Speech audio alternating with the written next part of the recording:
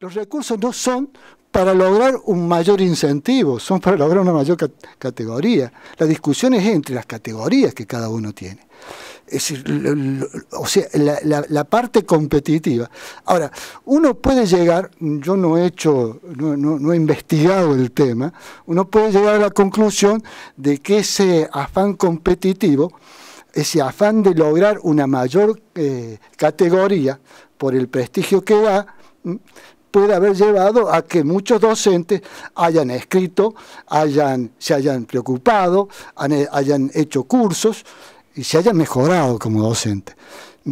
No sé si se han mejorado como investigadores, pero se han mejorado como docentes. Entonces, me parece que cuando uno lo mira desde adentro, lo que más importaba a la gente, mucha gente se categorizaba y luego no hacía investigación, porque lo único que le interesaba era eso. Es decir, los docentes de las universidades privadas que no cobraban o no podían acceder al incentivo, en muchas ocasiones, y las universidades lo planteó y el CRUS lo planteó, que querían ser categorizados. No por el incentivo, sino por la categoría. Es decir, la cultura de la evaluación, que fue tan discutida ya por los comienzos de la década del 90. Yo recuerdo que, no sé si fue 90, 91, en un gran congreso que hubo sobre evaluación en Santa Fe. Es decir, cuando nosotros nos levantamos a sostener la importancia que podía tener la evaluación, nos pegaron como locos. Es decir, que era un instrumento, que era para hacer políticas, para repartir premios.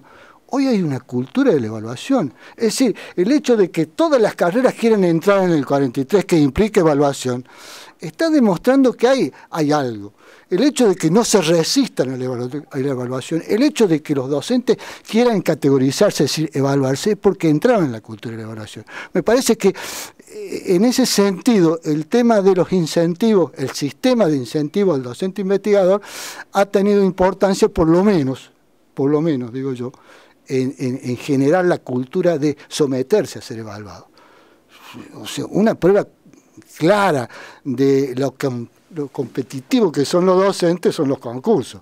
Quien tiene un poco de experiencia en los concursos y no en su concurso, se da cuenta que en un porcentaje muy alto de concursos hay impugnaciones, han llegado hasta la Corte Suprema de Justicia de la Nación. No por pasar de adjunto a titular, que la diferencia de sueldo es mínima, es por prestigio. Un comentario adicional sobre el tema. No hay que olvidar también nuestra propia historia. Acá está Carlos Aveledo, es presidente del CONICET, entre nosotros, para decir lo siguiente. En Argentina hubo un intento durante el periodo de Bernardo Uzey de establecer un adicional como un incentivo a los docentes que hacían investigación. El origen de la carrera del investigador científico y tecnológico del CONICET era dar ese adicional, que no era que pasaran a ser personal de planta del CONICET, eran docentes universitarios que aquellos que hacían investigación, esto está escrito, ver la nuca de Uzey de Cereijido, del científico Cereijido, que relata esta parte de la historia, en donde, bueno, aquellos que se inclinaban a la investigación dentro de la vida académica tenían al CONICET como un soporte.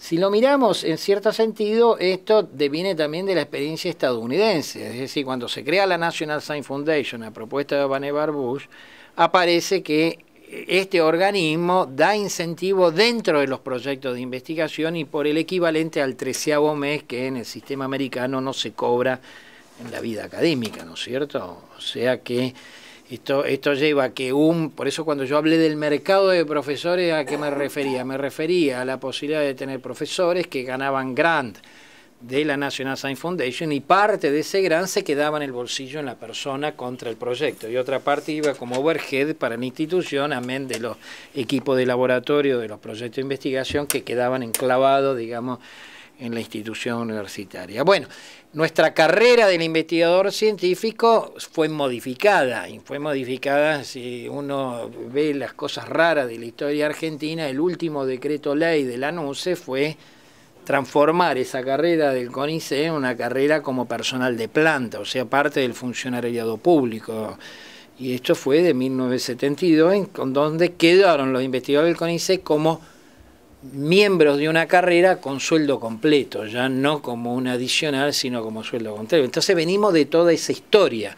Hubo intentos después del proceso militar de retornar al CONICET, digamos, del periodo de Hussein, antes de este régimen, que no prosperaron en definitiva. Otros intentos durante el gobierno de Alfonsín, que fue crear el SAPIO, que era también un incentivo a los docentes investigadores. Entonces el programa de incentivo en Argentina abreva de toda esa historia, si no, uno no, es muy difícil, tiene estos antecedentes.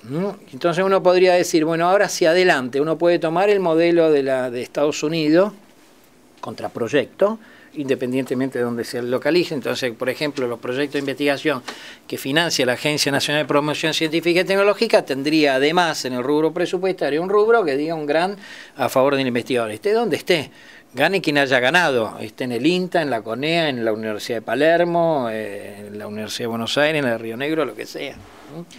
O el modelo español, que es el de los módulos. El nuestro, el del programa de incentivo, tiene bastante que ver con lo que en ese momento fue los sistemas de investigadores del modelo mexicano, colombiano y venezolano de ese entonces. Entonces, esto para situarlo también, así como hay que contextualizar lo de Russell, hay que contextualizar nuestra propia historia en el tema. Estamos ya sobre la hora, pero creo que hay un comentario sobre el tema allí y creo que cerramos. De extender entonces el programa a las docentes de universidades privadas, porque hasta ahora se han mantenido exclusivamente en órbita estatal y como usted decía, las universidades privadas han propuesto prescindir del dinero, no por el dinero, pero ha habido una firma negativa al respecto y eso también atenta gravemente contra la igualdad de oportunidades. Yo en este sentido planteo en este concepto, con los conceptos de becas, con acuerdo, en el concepto de financiamiento incluso crediticio, o sea, no necesariamente subsidio pleno. Tomemos el caso del artículo 43, nos dicen que tenemos que tener una carrera de ingeniería de primera, una carrera de medicina. Acredita una universidad estatal o una universidad privada. Todos tienen, en el enfoque de mejoramiento continuo, tenemos que tener una idea de gradualidad, y por lo tanto la gradualidad es que no todo está perfecto. Entonces hay que hacer mejora, y si queremos hacer mejora, bueno, ¿cómo se financia? Entonces hay programas, el Ministerio tiene un programa Proagro para financiar, PROMEI para financiar la carrera de ingeniería de las estatales, no de las privadas. ¿Por qué no se incorporan las privadas? Podrían incorporarse en un sistema de aporte reembolsable.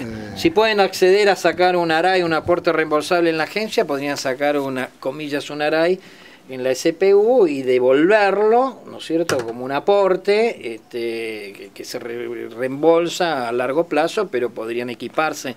Es imposible sostener una institución universitaria exclusivamente sobre la base de aranceles. Entonces, lo que vos decís es totalmente posible y desde el punto de vista del costo fiscal, diríamos, que diría un administrador público, es irrelevante. Hoy por hoy es un costo marginal y podría tener un impacto interesante desde el punto de vista de los principios de Russell sobre la competencia, no en el sentido extremo que lo plantea Russell, que parece que hay un mercado perfecto, pero en el sentido de la competencia por calidad, la complementación, etcétera, no la competencia en el sentido de mercado.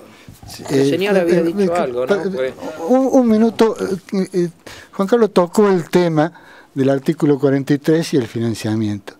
Si yo creo que si hay algún tema en el que las universidades privadas tendrían el derecho y la necesidad de recibir aporte como las universidades públicas, es este.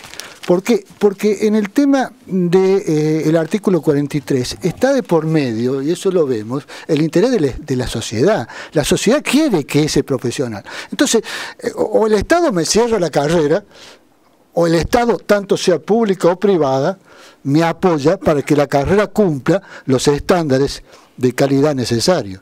Y eso no interesa que sea público o privado, porque el profesional salga de la pública o la privada va a ser el profesional que va a ir a sanar o a matar.